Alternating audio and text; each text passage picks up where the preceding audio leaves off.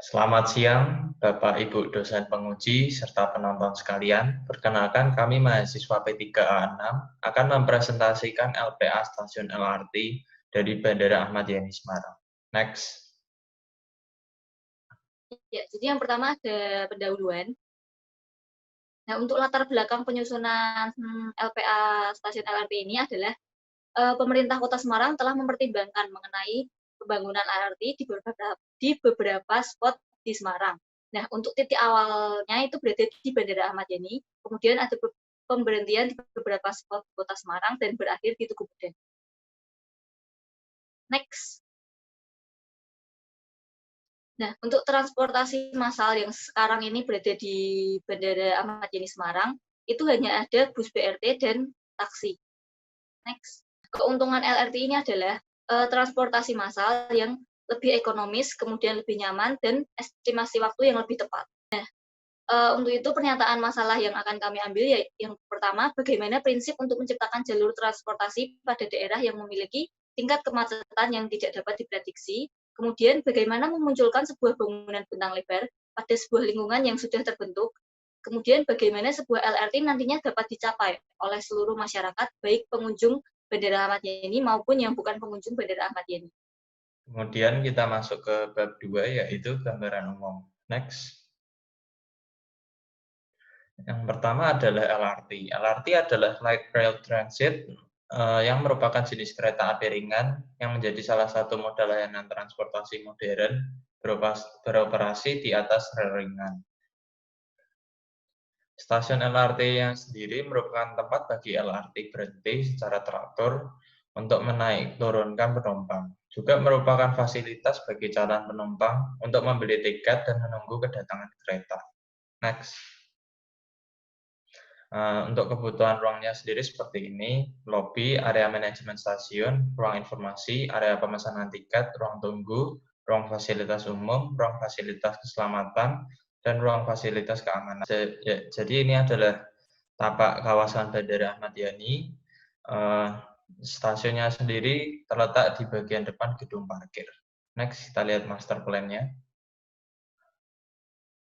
Ini adalah master plan pengembangan yang sudah direncanakan oleh pemerintah Kota Semarang. Seperti yang bisa dilihat, stasiun kereta bandara luas 3.000 meter persegi, terletak di depan gedung parkir.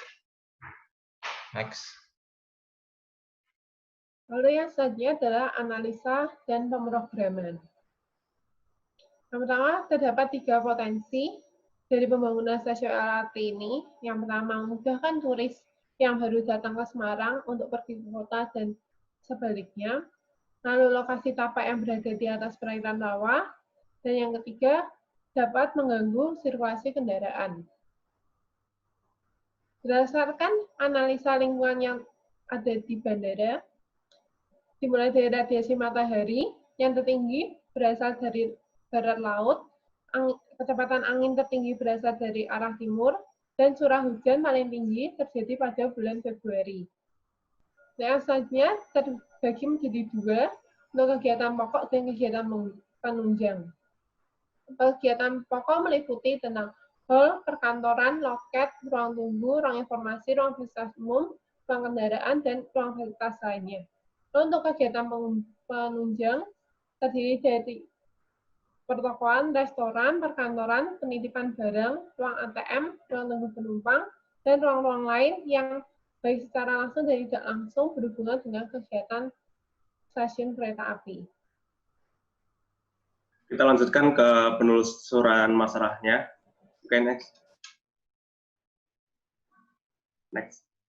Oke, yang pertama adalah masalah perilaku masyarakatnya, di mana Kota Semarang masyarakatnya lebih suka menggunakan kendaraan pribadi dibandingkan dengan kendaraan umum karena dianggap lebih praktis, sehingga ini bisa menyebabkan minimnya peminat LRT. Next. Lalu yang kedua adalah aksesibilitas di dalam bandara, di mana di situ hanya bisa diakses dengan menggunakan BRT, mobil, dan motor. Dan di sini tidak ada jalur pedestrian. Oleh karena itu, ini menyebabkan tapak LRT dan terminal bandara terdapat jarak yang cukup jauh. Next. Lalu berikutnya adalah permasalahan site yang berada di tanah rawa yang cenderung tergenang air dan memiliki daya dukung inkonsisten. Sehingga ini perlu diperhatikan dalam pemilihan struktur fondasinya. Next. Oke, dari situ kita dapat mengidentifikasi masalah tersebut. Nah, yang pertama, apakah LRT itu bisa meningkatkan minat masyarakat dalam menggunakan transportasi umum? Lalu yang kedua, bagaimanakah sistem kerja kereta LRT agar bisa mengakomodir secara efisien dan optimal? Lalu yang ketiga, bagaimanakah struktur yang harus dipakai untuk membangun stasiun LRT di atas tanah rawa? Next. Yang bab 5 adalah landasan teori. Next. Isu masyarakat yang lebih memilih menggunakan kendaraan pribadi daripada menggunakan kendaraan umum. Itu adalah ada 6 isu. Yang pertama, hemat uang. Kedua, hemat waktu ketika waktu dapat diprediksi. Yang keempat, fleksibel. Yang kelima, lebih nyaman. Dan yang keenam, lebih aman. Next. Ada dampak penggunaan kendaraan pribadi yang kurang bijak. Karena penggunaan kendaraan pribadi dapat menyebabkan kepadatan yang akibatnya adalah ketidaknyamanan dan perkerasan pada tanah daerah resapan. Next. Lalu ada kriteria yang harus dipenuhi, yaitu sistem listrik voltasi, lebar rel, pencegahan karat, koordinasi isolasi, kondisi lingkungan, faktor keselamatan dari material, kemiringan maksimum, dan sistem kerja LRT sendiri yaitu melalui jalur layang dan memiliki jumlah gerbong 2-6 gerbong. Next. Isu pemilihan struktur yang dipakai yaitu menggunakan fondasi tiang pancang. Kemudian di landasan perancangan di bab 6, bentuk bangunan yaitu harus harmonis dengan lingkungan, dengan bentuknya tidak boleh terkesan alien dan tidak monoton, karena stasiun LRT berada di kawasan bandara yang punya konsepnya sendiri. Next. Untuk strukturnya, struktur bangunan menggunakan bentuk pierhead. U-shape girder terbuat dari beton praktekan memiliki bentuk yang langsing dan tipis. Dengan menggunakan U-shape girder full span, antar bentang akan mempercepat pelaksanaan pekerjaannya. Next, sebagai material yaitu sandwich panel, yang merupakan inovasi bahan baku ramah lingkungan. Untuk bahan lingkupnya menggunakan polikarbonat, agar penyelaras bangunan stasiun LRT dan bandara. Next.